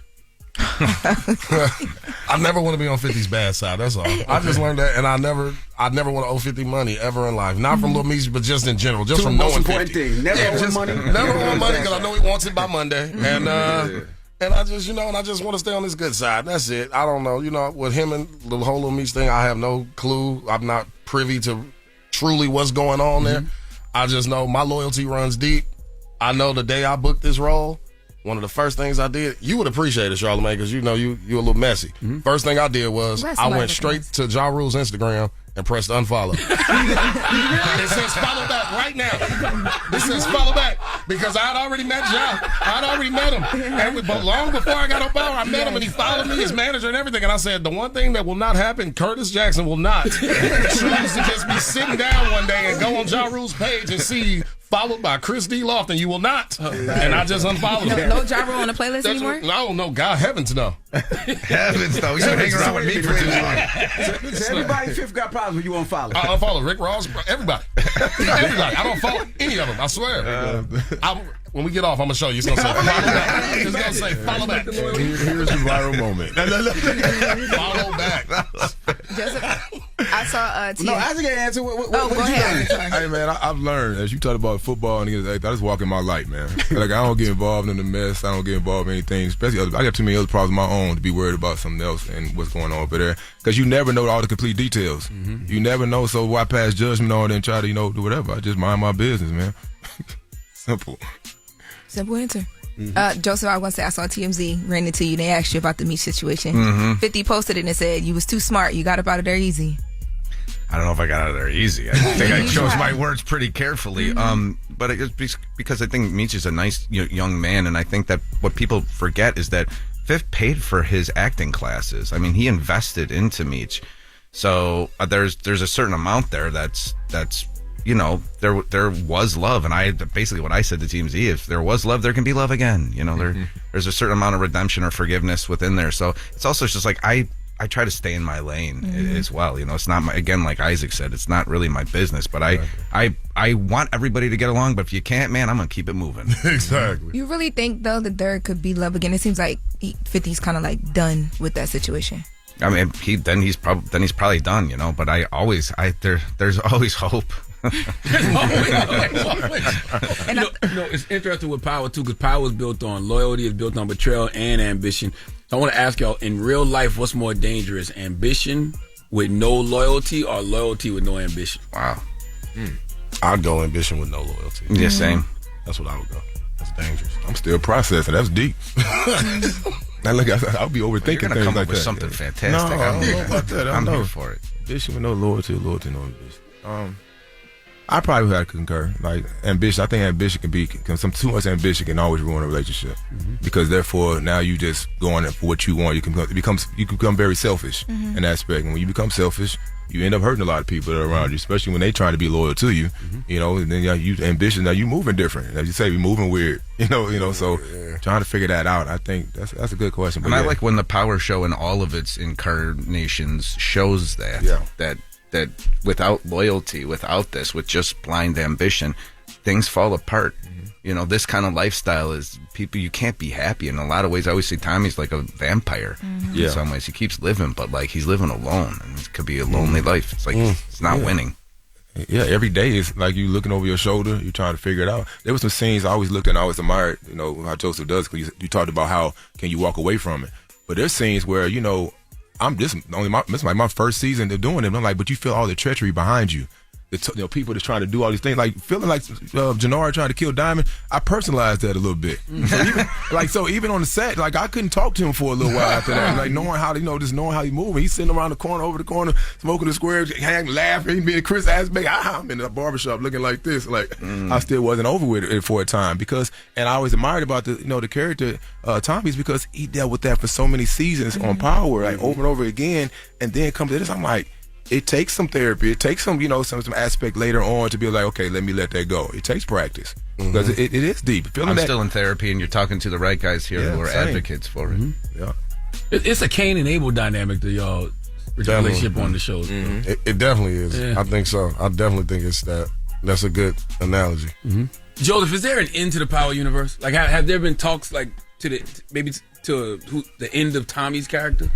There's been talks. Ooh. But I feel like in terms of the end of the Power universe, I think that most talks are about expansion. All right, where can we go next? We're the only Power show that takes place outside of New York. So that was a kind of a big thing for them at this point too. But then with 50's other shows, with Fightland coming out and in England, I feel like they're going to probably be thinking about a little bit of international expansion in some capacity through the Power universe. And then I'm sure that they'll expand on stories in New York like they are doing already in the Origins story. But I bet there'll be more spin-offs that take place around NYC. Do you have an idea of what you would want the ending for Tommy? I know exactly what I would want the ending for Tommy. In fact, me and Gary Lennon are already starting to make an outline for a movie, for a feature. Wow. That would be kind of possibly the final chapter. Wow. I love that. You're not gonna tell us? That'd be hard. No, he can't tell us. I'm listening. Does 50 know about this? I don't want this to be his first Listen, time hearing about no. 50, every move I make that has anything to do with power, and almost any move I make, anything he wants to know, he could know. But any move I make, if Fifth is all, I always have, because it's responsible. Like he's owed it because I'm a loyal, friend or colleague or whatever, but he's also owed it because he's an executive producer and a creator, so he's owed it twice. But I always give the respect to Fifth because Fifth's a good guy. Like, he's been a good person to me, a great person to me. He's taught me a lot. He sat down with me. He's been accessible. Like, I realize how much I owe 50, and I'm grateful. Well, definitely check out the final season of Force. Make sure you check it out. The first episode was last Friday, and we appreciate you brothers for joining us. Thank you so much. Thanks, Joseph Sikora, Isaac Keys, Christy Lofton. It's the Breakfast Club. Good morning. Good morning, everybody. We are the Breakfast Club on this Tuesday. Let's get to the latest with Loren. Loren be coming with straight facts. She gets them from somebody that knows somebody. She gets the details. I'm a homegirl that knows a little bit about everything. She be having the latest on this. The latest with Loren LoRosa. Sometimes she have facts, sometimes she have details, sometimes she have a little bit of everything. Well, it's the latest. On the Breakfast Club. Talk to me. So Deb Antony, who is the former manager and business partner of Gucci Mane and also Nicki Minaj, also Waka Flocka's mom, she heard our Breakfast Club interview up here, and she's responding to it. She did an interview with Hip Hop Inquirer, and take a listen to what Breakfast Club interview? When we sat down with Gucci Mane and Keisha Kaur. I'm sorry. When we sat down with Gucci Mane and Keisha Kaur, and specifically she's responding to the part of the conversation where we talked about artists giving Gucci his flowers and or not giving Gucci his flowers. So let's take a listen to Deb on Keisha Kaur. So did you see the Breakfast Club interview with like Gucci and Keisha? Oh God. Unfortunately, yes. I can't begin to tell you how many people sent me that. I don't follow the Breakfast Club, but I've had that sent to me by several people. That's not the Radrick that I know. It just did not seem like him. In a million years, you wouldn't get to make me believe that either he wasn't drugged up or something wasn't going on with him there. I don't feel like she should have came out nationally saying the stuff that she said about her husband. I don't think that that's for the world. That sounds like somebody that wants attention and that threw her husband out on the chopping block. I don't care what anybody say. This ain't about them worrying about no damn mental health. This is worrying about people trying to be on top. Yeah, I'm sorry. And she also spoke about the mental health, as you guys just heard. Now, another part of this interview, she talks about the fact that... Can I comment on that real quick? Please, go ahead. Evolve so hard that people have to get to know you all over again. Evolve so much that people don't even recognize you anymore. That is exactly what life is actually about. Well, you know, it's funny you said that. I was thinking the same thing. I was thinking that when you show that change, people won't believe it. People will criticize you. They will issue on your change. Because after that interview, right, everybody would say he was drugged up, he was this, he was that, he was next to his wife. I seen him a couple days later in Hampton, Virginia, where he performed. And Gucci was the same calm, cool, collective Gucci. He didn't have his wife around. He was with his crew, his security. It was the same. All I see is a healed individual. He was a changed individual. That's all I see is a healed human that's still on a journey of healing. Like that's all I see. And one thing was up here talking about his drug addiction back then, and she said he was drugged up during the interview. But when I seen him in Virginia and Hampton, he came up to me and he said, "I just want to say thank y'all." And I said, "Why? What's up?" He said, "Because I shared my story." And he said, "I know some people will joke and some people won't." He said, "But people are actually reading the book, and so many people are hitting me saying, 'Hey, you helping to change my life. I want to change my life for the better. I'm getting into therapy. I'm getting help.'" And he said that was the main focus. The path of personal growth and development brings huge changes in your life. And yes, they go from the inside out. Yes, you should not recognize me. I don't have, that's how you should evolve. Drop a bomb for Gucci one time. Absolutely. Well, imagine after doing all that work, right? You being told that you drugged up. Right. For doing the work. Like I'm the best I've ever been. I'm my best self. I'm telling y'all my story. and this is drugged up. That's crazy. Yeah, and Keisha Kaur has been, I mean, you guys have seen it. She's been getting a lot of things thrown her way just because she's supporting and helping her husband. Just for being his wife. Yeah, and Deb Antony also talked about what she went through with Gucci herself. Let's take a listen to that. I went through tons of stuff with him, and I'm not going to go through all of that now just because I don't deal with him. I've never advertised anything. People never knew about none of that stuff. And I placed him in hospitals. I've done various things, and nobody ever knew nothing about it. And when she sat there and said, oh, she wished that people would bring him up, well, talk about me, because you wouldn't have him if it wasn't for me. And that pissed me off when I seen that. My son always talk about Gucci, and Waka didn't come out when Gucci was on the stage. Waka was Gucci's hitter. It wasn't about him doing music with Gucci. That didn't happen. He didn't put French Montana out. He didn't put Nicki out. I put Nicki on that stage. He never wanted her on the stage. That's and really he didn't do nothing with French. He robbed French. I'm tired of them taking away what I did. I got boxes and boxes of paperwork anytime they want to try me. Yeah. You know he was up here promoting a book, right? That's why. Like, he wrote a book. That's why. Yeah, yeah. I'm pretty sure if somebody like asked him, I guess, you know, like what was going on with you and Deb? You know, how was Deb? Yeah, nobody asked him. Nobody asked him about Deb. I mean, I do know Deb had a huge hand over a lot of the artists. Deb put in a lot of work. Deb put in a lot of work. Deb had helped Gucci and his label and a lot of stuff. But we didn't ask about that. But Deb definitely did put in a lot of work. The question that you specifically asked, and we have it, we can play it if we want to. You asked about. You didn't ask. You mentioned the different time that he had artists, and if things would have been better if Keisha Kaur was with him. Let's take a listen to what was actually asked. You know, I look at Gucci, and if you really think about all the artists that he has touched and could have signed, he could have been bigger than any label out there. If you go through them, we can go from Thug to Waka to the Migos. Yeah, Waka was signed. Yeah. Do you think if I was there, I could have helped him build that empire? 1,000%. We had this conversation many years ago. I said, Gucci, you just have to accept that you're not well and fix it. He had so many artists from back in the day, and because of this, they re-signed with other people or whatever the situation is, and it pisses me off because none of them respects him or give him the credit. Like, Gucci signed me. Gucci's the one that got me out of the slum. Gucci's the one that changed my life. None of them talks about that. Yeah. They don't acknowledge him. But what would you like to see, Keisha? Like, I would like them to acknowledge him, even if they win an award. Acknowledge him because he gave you the stomping ground. Mm-hmm.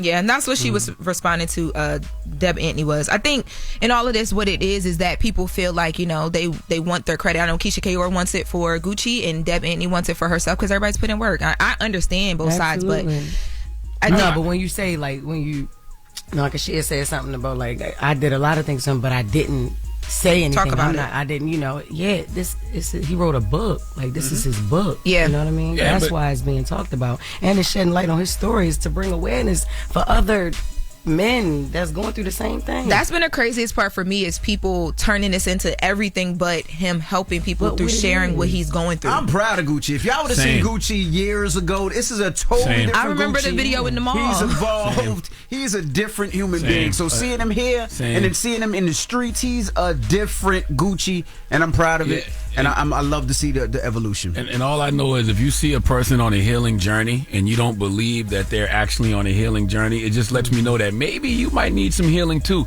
because healed people see different. I agree. I don't know if I'm healed enough to see the difference yet, but I think that that's probably true. All right. Well, that shoulder ashy. I've been wanting to tell you that all morning. My shoulder is not ashy. The one that's out because he always hating. Shout out to Javon James. It's his birthday today too. He designed this outfit. What about shout out to Avino? What about shout out to Jerky? Avino, leave me still dry. Shout out to Avino. Shout out to Avino. Avino is crazy. Oh my goodness! All right. Give me some gold behind. I got it. And happy birthday to Leonardo DiCaprio, y'all. Yes, one battle after another. All right. Well, that. Thanks, Lauren. Charlamagne gives Why her would lotion. you give me all this lotion? You need give all a little this more. lotion. A little more. And don't, because you white and you don't get ashy. Right. Well, thank you for the latest with Lauren. You're now, welcome. Donkey today. We give that donkey too. 4 after the hour, we need a woman named Tiffany Rose Williams to come to the front of the congregation. We'd like to have a word with her, please. Okay. All right. We'll get to that next. Yes, it is. It's the breakfast. It's shining now.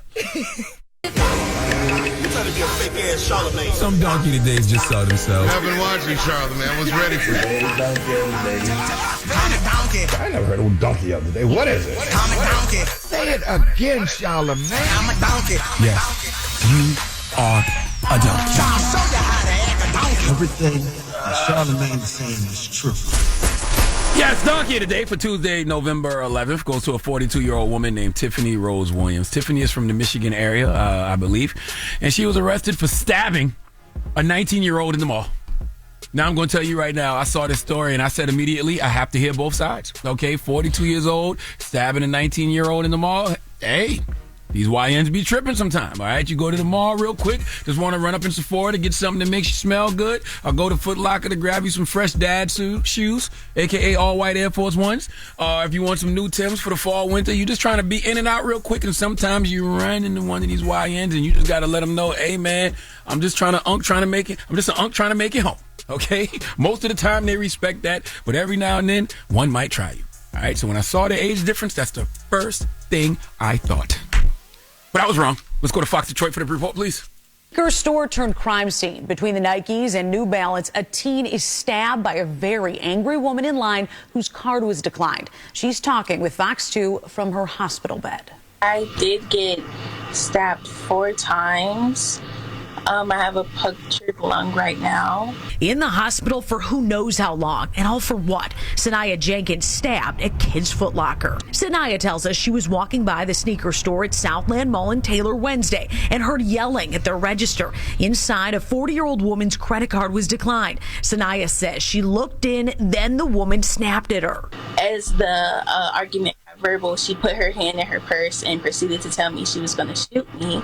Instead, pulling out a kitchen knife and stabbing Sanaya twice in the neck, once in the stomach and thigh. Police sources say a comment about the suspect being broke spurred the whole thing, but Sanaya says it wasn't her. I am going to press charges, but it also saddens me in a way because I don't want her to be taken away from her kids. Dang. That's crazy. Why the news reporter said between the Nikes and New Balance? What that had to do with it? Did y'all hear that? Play that one more time, Red. What that had to do with anything? Liquor store turned crime scene. Between the Nikes and New Balance, a teen is stabbed by... What did that have? Yeah, I don't think I would want to mention there. With anything. Like, I'm going to tell you right now, though, y'all better leave people the hell alone when they having financial issues, okay? Let me tell you something, man. I know y'all might look at the Dame Dash interview and, see me clowning him, calling him broke, but I promise you that was a special circumstance because of who he is and how he acts. Plus, according to him, he's not broke. But one thing I don't do is shame nobody for being broke, especially when they are. That is a recipe for disaster. Not to mention, I know what it feels like to be broke. Okay, there's nothing funny about not being able to pay your rent, all right? I was broke way longer than I've ever had some coins, okay? I don't remember what time it was after I got fired, but one time after I got fired from radio, my wife was paying all the bills. And we couldn't afford to pay everything without me having a check coming in. So we was getting evicted, and my wife had to go down to the courthouse and explain the situation to them, okay? There's nothing worse than not being able to pay your bills, and you're a grown human with kids, okay? That's why I don't even understand how people aren't truly grasping the plight of the federal workers in our country right now. Missing a paycheck could literally have you homeless, okay? And we live in this era where everybody wants to look the part. All right, don't get me wrong. People have always wanted to look like they got money, but social media has made it way worse, okay? Because people don't have to deal with the reality of their situation as long as they can convince y'all online that they balling. All right, this is why I be telling kids all the time, stop comparing yourself to these digital D-heads on social media. They lying. Okay, you 23 years old trying to keep up with another 23-year-old who walks around taking pictures in front of other people's cars, acting like it's theirs. F out of here. Okay, now let me tell you something else. Sometimes you got it and your card declines. Okay, my cards do that all the time for suspicious activity.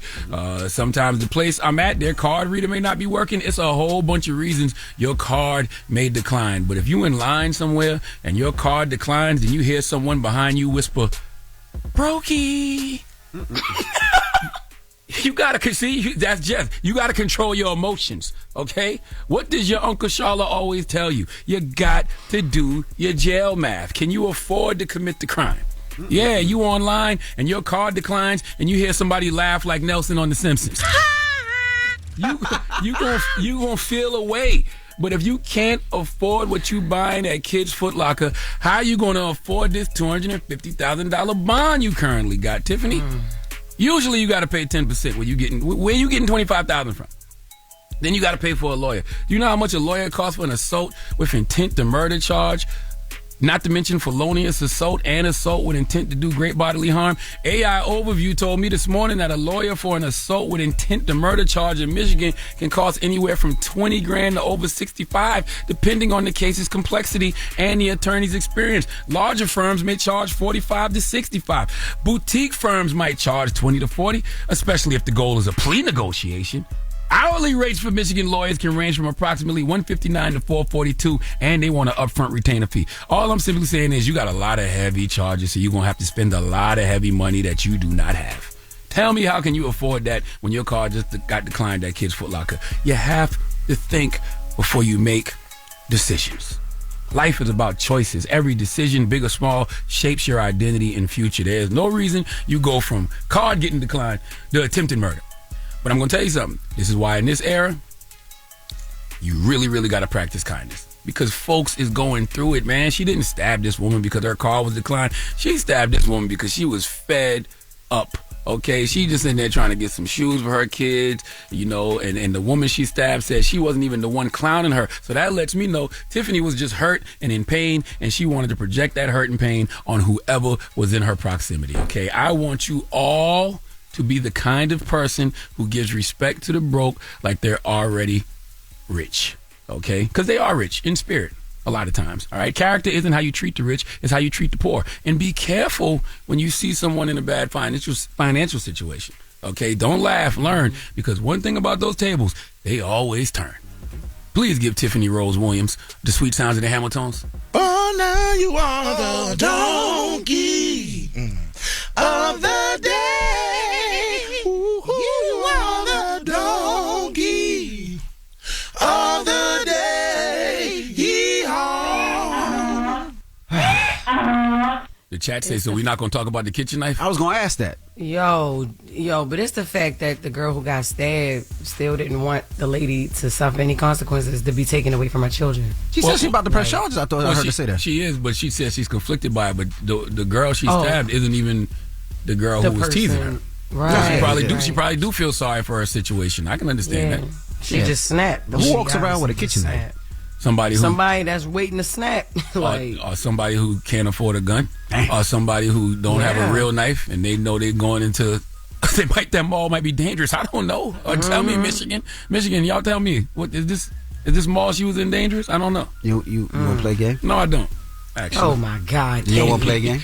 No, I really don't. Leave me alone. The chat won't play a game. No, they don't. Ain't nobody in the chat said nothing. The chat said they want to play a game. The chat did not say they want to play a game. There ain't nobody in the chat saying that.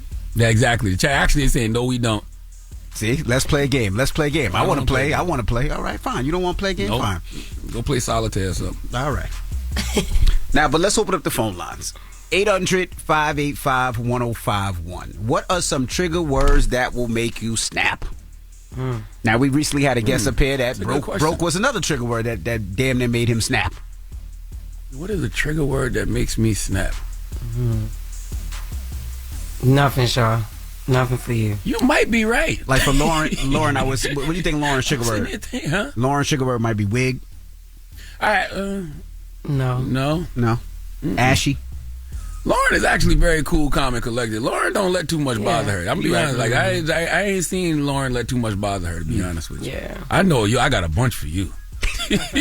I got a long list of trigger words for Envy. I know it. I've been working with him for 15 years. I know exactly what to say to get him going. Okay. So 800-585-1051. Let's talk trigger words that piss you off, that'll make you snap. 800-585-1051. It's The Breakfast Club. Good morning. The Breakfast Club. Steady calling my phone. It's topic time.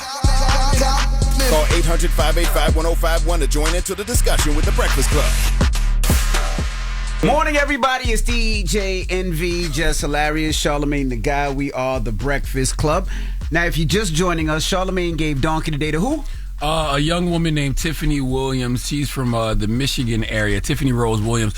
She was in Kids Foot Locker and her card declined, and somebody called her broke, and she went off and ended up stabbing somebody. Now she's charged with attempted murder. Yeah, they called her brokey, and she got busy. So we're asking, what are some trigger words that really piss you off? So we asked the chat, right? And I think the chat responded with, my trigger word is family. You know, you play with my family. Yeah, I think people know you play with my family. I'm going to jump. But see, that's not. I guess I'm confused though, because I guess trigger words and triggering situations are different, right? If somebody plays with envy family, yes, but I mean, most people are going to react in that way. Like, I don't like you can't just say family and then you're going to turn into the beige rage, Incredible Green Hulk. You know what I mean? Nah. But they say Jess got some too. They say Jess trigger words are big stud. No, it's not. I love that. They said calling. I ain't reading these. Somebody said Charlotte don't like the word cheating. That's not true. Like y'all be saying that, but we talk about that because we have learned from our mistakes. Yo, but you know, Envy, you don't like housing. You don't. Damn. Like that. Nah, I don't. Damn. I don't mind that. Okay. I don't mind. Somebody in the chat not said, just because somebody always trying to be funny or smart, so it's like that don't bother me. Somebody in the chat said, I hate being told how I feel. That is something when somebody be like, you mad. Yeah, I know, yo. I hate that so bad because you know you are, but you don't really want nobody else telling you that. Somebody said Charlotte's trigger is Dame Dash. It's not though. They said Jess trigger is trans women. Damn! That's right, though. That's true. That's right. That's true. Nobody say that. That's right. They ain't even say that. They ain't even say that. They did. No, they all saying that, bro. They all saying that. No, it's more of a trigger when somebody calls me that, not just them, period. Like when somebody, when one of them call me that, that's a trigger for me. Like, shut up. I just had a baby. I will tell y'all the last time I was actually triggered. The last time I was actually triggered, somebody that I've been waiting to see, to have a conversation with, came up to me and accused me of saying something anonymous about them online. Like basically creating a fake page and leaving a comment about them. And I was so triggered that this person would think I was such a sucker that I would get online to make an anonymous page to say something about them, as if I haven't been waiting to see this person and say what I needed to say to their face. So that just really made me go off. Like it was bad. Like it was bad. So you got triggered because somebody basically called you a sucker. Yes, because it's like, you know, I've been waiting to see this person and say what I needed to say to them because I love conflict. That's my problem. I actually like talking to people face to face. So when this person said to me, accused me of making an anonymous page to say something about them, really? I couldn't believe. I was like, you really think I'm that much of a sucker that I would make an anonymous page as opposed to saying what I need to say to your face? So now I gotta prove something to you and me. So now I gotta tell you everything. I gotta tell you exactly how I feel about you in this moment. Calm down, man. I can tell you, Trigger. Calm down. That was just September. I'm still decompressing. Damn. Right. Hello, who's this? Ron here. Ron, what's the trigger the word that bothers you, bro? You know what get me? When I'm talking, it could be a woman, but when I'm talking to my baby mom and she say, "Oh, you sassy," I'll be hot. When you what? You sassy. You sassy. Wow. Damn. Yo, come on, King. Sassy can't be your trigger. No, because it's like, I'm sassy because you saying something to me, and now I said something back. Now I'm sassy. So now you sound a little sassy. Yeah. you got a little sassy in that voice, bro. You see, sassy is a funny word depending who it comes from. If a straight man call another straight man sassy, that's crazy. Yeah. Because you might as well just go ahead and call me the '90s gay slur. Damn. Right. Hello. Who's this? Hello. Hey, what's your name? Get him, Gab. Get him, Gab. What's the word that triggers you? Get him, Gab. Get him, Gab. Get him, Gab. I'm calling from South Carolina. I'm from Utahville. Hey, what's up, Utahville? What's happening? So my trigger word is like attitude. I don't like when people say I got an attitude. Like I got an RBF face all the time. Do you be having an attitude though? No, I don't. Like as soon as you say something to me, I'm smiling. But I hate when you say I got an attitude. Like I don't got an attitude. I'm gonna be honest with you. You sound like you got an attitude. You sound like you got an attitude. You do sound like you got an attitude. Well, I sound a little aggressive right now because like I'm having a good morning. Like, I'm good. But I was thinking about it when I heard y'all. I was like, my trigger attitude. I hate when people say I got an attitude. Somebody tell me I ain't never heard of Utahville. I damn sure I heard of Utahville. My cousin married a woman from Utahville. What you talking about? 800-585-1051. And they probably be having attitudes. What's a trigger word that pisses you off? 800-585-1051 is the Breakfast Club. Good morning. Morning, everybody. It's DJ NV, Jess Hilarious, Charlamagne the Guy. We are the Breakfast Club. If you're just joining us, we're asking, what is a trigger word that really pisses you off?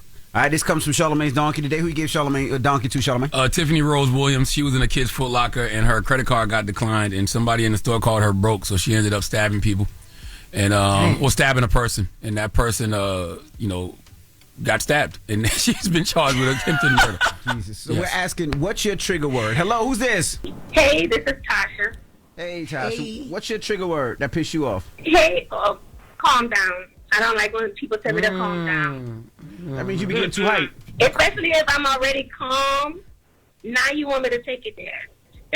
What part of Charleston? What part of Charleston you calling from? I'm calling from Louisiana. Oh, New Orleans. Okay, I hear it. I know I heard something. I heard either Okay, I hear it. Okay. Yeah, somebody in the chat agrees with you. They said, hey, Jess. How are you? Hey, girl. Yeah, people in the chat agree with you. They say calm down or relax. They said relax really irritates them too. Yes, don't tell me that because I am calm. Now you want me to not be calm. And by the way, even if I'm not calm, let me feel my feels. Let me get this out real quick. Okay. You know what I'm saying? Let me get it out. That's what my therapist say. My therapist say, get it out. Express your feelings. Let me get it out real quick. Okay. All right. Damn, somebody on the chat said Jess Trigger is Mexican? Wow. Ain't nobody say that on that damn They did. How is that a trigger? Like, shut up, y'all. Exactly. Why you going off? Why you mad right now? Relax, Jess. Hello, calm down. Yo, this your boy Brendan out of Jacksonville, Florida. Hey, what's up, brother? What's your trigger word? So it's not so much as a word, more than it's referencing my child. You bring up the kid and it's over. Yeah, that's family. That's same with me. Yeah, I get it. I'll jump for family. Absolutely. I'm telling you, we could be at a funeral or anything, bro. You invoke the name of my child, there's not. And I got more than a kitchen knife. But see, we gotta have emotional, high emotional IQ, man. You know what I'm saying? You can't react to everything. That's true. I think people know those are the trigger words, so they always go to it. Somebody in the chat said my trigger is bleach. I'm gonna be honest with y'all, man, and this gonna sound crazy. I really be wanting to feel sometimes. Like I really like none of this That's stuff. Crazy. None of this stuff bothers me in no way, shape, or form. Hello, who's this? It's Lydia. Hey, Lydia. Lydia, what's your trigger word? I'm from Houston. My trigger word is sweetie. I don't like young girls calling me sweetie. Oh, okay. That can't. Yeah, that doesn't fly with me. Good morning, y'all. I'm sorry. What's wrong with sweetie? What about grown men? No, neither one of them. It's just always been like that with me. I don't know why that triggers me, but it does. Especially the young ones when they 30 and they call sweetie because that don't fly. Well, thank you for calling. I'm better now since I'm older though. Thank you for calling, sweetie. All right, thank you, sweetie. Bye. She's about to go crazy. Hey, somebody in the chat says Charlamagne trigger is popular people. When somebody like one person too much, get mad. What? That should be Drake. That's a trigger word, Drake. Hey, yo, Drake is, that's funny. No, that ain't a trigger, but I do be like, all right, now y'all glazing a little too much. So everybody back away from the now. Whoa. All right, it's only one saddle. You can't say that. What's wrong with you? Right? Damn. Because sometimes, man, people be wanting to saddle up on one person too much, saddle man. Up, yo. Really? Stop all that D-riding, man. Relax. Jesus Christ. What's the moral of the story? The moral of the story is control your triggers, man. Y'all need therapy. Yeah. That's the moral of the story. And I hate the chat, man. This chat is crazy. I think it's hilarious. Y'all are crazy. I think it is hilarious. Oh, my God. But you know what? One good way to control your triggers, all jokes aside, you got to practice, like, grounding techniques. Like, you got to do deep breathing. And, like, before you react, just pause sometime. Like, no, we don't pause. Like when you hear something, just be like, what you mean by that? You know what I'm saying? Just let it process in your head for a little bit. And always do your jail math. I'm trying to tell you. Your jail math will keep you out of jail. They said Breakfast Club production team is your trigger. Oh, my God. You're right. But that's not a word. He said, you're right, but that's not a word. You're right. That is definitely a word. Oh my goodness. All right. When we come back, we got the latest with Loren, so don't go anywhere. It's the Breakfast Club. Somebody said, CTG, you need to pause more. No, I actually think before I speak. That's the problem. Latest with Loren's next is the Breakfast Club. Good morning. The Breakfast Club. She gets them from somebody that knows somebody. She gets the details. I'm the homegirl that knows a little bit about everything. She be having the latest on this. The latest with Loren LoRosa. Sometimes she have facts, sometimes she have details, sometimes she have a little bit of everything. What was the latest? On the Breakfast Club. Talk to me. All right, guys. So I want to just really quick mention at the top of the hour that Michael Jackson has now made history as the first artist to score Hot 100 top 10 hits in 6 different decades. Mm-hmm. So the decades are the 70s, the 80s, the 90s, the 2000s, 2010s, and 2020s. So at the top of 2020... I can't see it never stopping. No, it won't. No, because every year. Basically, especially with Thriller, Halloween time. Literally. So the Billboard article that I read that lists out different songs, not all of them, but just some songs and how, they've hit certain things is because around Halloween time, a lot of those songs, especially Thriller, upticks. Like they specifically mention Thriller. So you're going to see this. Thriller is the Halloween. What Mariah Carey, All I Want for Christmas is the Christmas. Yes, 100%. And I'm going to tell you something. I cannot wait for Michael Jackson's biopic. And the crazy thing about Michael Jackson's biopic, there's going to be a whole generation of people who are going to watch that biopic and don't believe any of it. Why not? Because y'all not going to realize how big he was. Everybody likes to compare people to Michael Jackson. There is no Michael Jackson comparison. There is no comparison. Nobody. Yeah. Ain't not no Taylor Swift. God bless her. Not no Beyonce. God bless her. Not no NBA YoungBoy. Not Chris Brown. None of them. To this day, Michael was different. Michael it still gives you that feeling. The other day I was in here trying to do the moonwalk because I just had seen it. What? I don't know. You understand? Michael Jackson is one of the most famous people to ever live. Period. I'm talking about it's like Jesus. Michael Jackson. Like I'm not even joking. You can go look at lists that show that. Like he was different. Jesus and then Michael Jackson. No. Actually, it might be Michael. No, you better stop it. But I will say Jesus ain't never had no album. I don't think there's anybody bigger than Michael Jackson. Like the Bible ain't the biggest. The Bible slaps, girl. No, the Bible slaps. The Bible New York Times bestseller. No, I'm talking about world's bestseller all day. IMDb says Walt Disney is number 1. Michael Jackson is number 2. As what? The world's most famous people. There's a bunch of different lists. Walt. Nobody know Walt like that. Yeah, maybe Disney World, but I think Michael Jackson's bigger than Disney World. Yeah, maybe Mickey Mouse, but not Walt. Mickey ain't got nothing to do with Mike. Michael, shut Mickey down right now. Absolutely. Well, you done? Are you finished? Okay, great. I just wanted to move on. Well, in other news, speaking of famous people, how did Generation do Michael? No, we got a lot to get to in this hour. We didn't spend a lot of time. You can go if you want to. I'm gonna try to reminisce. Okay. Well, in other news, speaking of famous people, so yesterday, let's do this. So Mario and Omarion, there is not been a back and forth ish, but now there actually is one. So y'all remember Mario was on Funky Friday with Cam Newton, and he was asked who can sing, who can't sing, right? And he talked a bit about Mario. About Omarion. Let's take a listen to Mario on Omarion on Cam Newton. I said every singer can't sing. I will give you a list of artists, and you will say if they can or can't.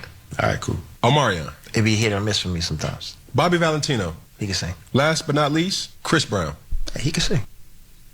Yeah, so Omarion was on Sway's Universe with Sway, Heather B, Tracy G, and he was asked about, that comment and if he would do music with Mario at this point. Let's take a listen. Well, I enjoyed the verses. I know that was a long time ago that Jewett and Mario did. Since then, a lot of just that kind of turbulence has come out. But I dare say, man, we're entering a whole new age. It's better that we work together than work divided. Under those circumstances, would you ever be willing to do work with him? I'm not sure. I don't think so. Okay. I don't think so. I think that for me, it's all about respect. I think you can have your opinion, but the moment I feel like there's no respect there, that's right. I'm saying, I'm cool. I'd rather step back. Man, I don't think it's respect there. Okay, you know what I'm saying, especially for somebody like me that has been doing it before him. That one question has caused a lot of fallout. But I understand what he's saying, though. I understand what he's saying. I get it. Like, don't play with me, man. That's what I do. Even if I can't sing to you, like, you know what I'm saying? I don't know, because Cam and Mario was being funny. I watched the whole thing. While it's still his opinion and, you know, all of that, people's voices are subjective. Like, you can clearly see that they playing too. Like, they really playing around. And Michael Jackson sold 100 million records, y'all. Oh, you back to MJ? Because I think because you're trying to make the point that they never gonna get there. That was good, Jess. No, I'm just saying Michael Jackson sold 100 million. I already know, Envy. Thank you. Thank you. Y'all know what Charlamagne be on every time we bring up like a Michael Jackson or whatever. He always be like, y'all don't know celebrity. Y'all ain't never seen real celebrity. Yes, he do. I get it. But like, what are we gonna do? MJ was just different. We doing the best we can with what we got. MJ was just different. I'm looking at a top 10 most famous people of all time list.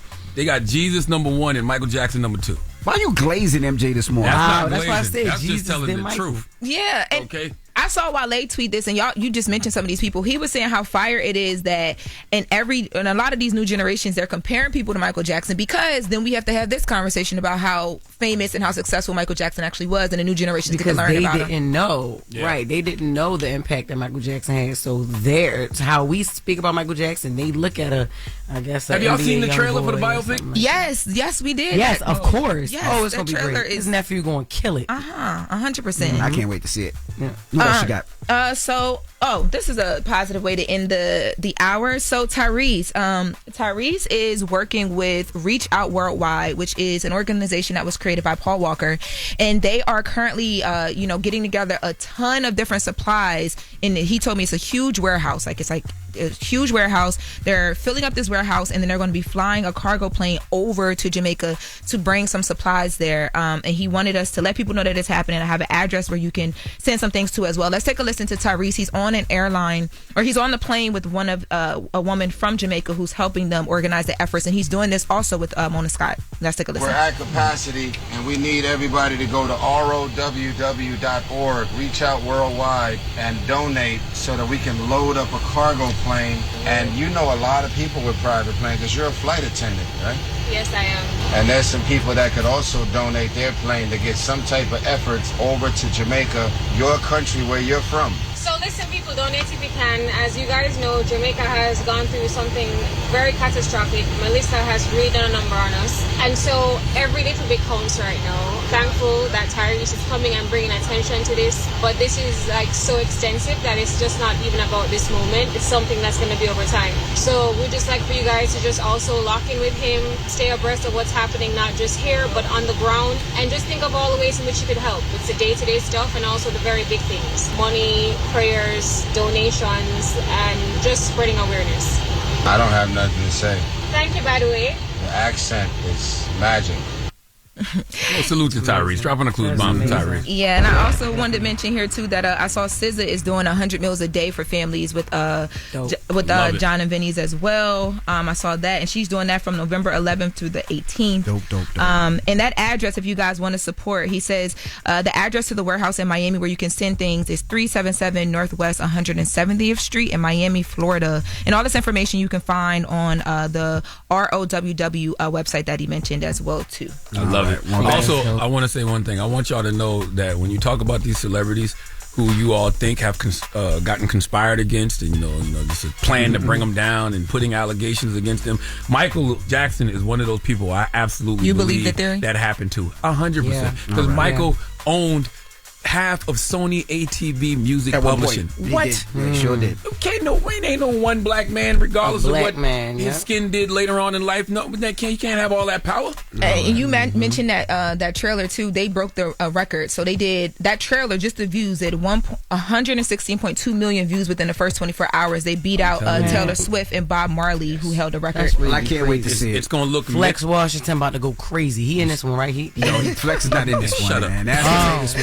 It's gonna look mythical, yo. Watch when this movie come out. Y'all gonna be like, damn, that somebody like that actually lived. I can't wait to see it. In modern times. Watch. It's Jafar Jackson.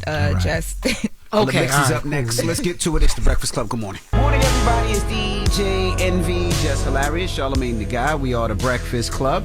Now we got a salute to Joseph Sikora, Isaac Keys, and Christy Lofton, the cast of Power Book 4 Force, for joining us this morning. Yes, sir. That's our new stories, man. You know what I mean? Like, growing up, our grandparents watched Bold and the Beautiful and, Days of Our Lives and Guiding Light and General Hospital. Nowadays, everybody watching all the Tyler Perry shows and everything from Power. Power been on for 12 years. Yes. And all Crazy, the different y'all. spin-offs and everything. Like, we know these characters like the back of our hand, man. So salute to the Power Universe. Absolutely. And don't forget this is the final season, and it premiered last Friday. So salute to all of them for joining us this morning. It's time to get up out of here. Where you at this weekend, Jess? Yo, I'm in Toledo, Ohio at the Funny Bone Comedy Club in the Perrysburg area. So get your tickets if you have not yet. I love you, Ohio. Can't wait to get there. I will be doing meet and greet at the end of every last show. So we got 2 Friday, 2 Saturday. JessHilariousFofficial.com. Hurry up and get your tickets for Friday. Saturday is already selling out. We got a few more tickets left. Can't wait to get there, Toledo. And shout out to 94.9 The Beat in Toledo, Ohio. Hey, yo, man, my positive note is simply this. I just want to salute to everybody that's on their healing journey, man. And I want to tell y'all that some people were not put here to evolve. They are here to remind you what it looks like if you don't. Have a great day. Breakfast Club, bitches! Y'all finished or y'all done?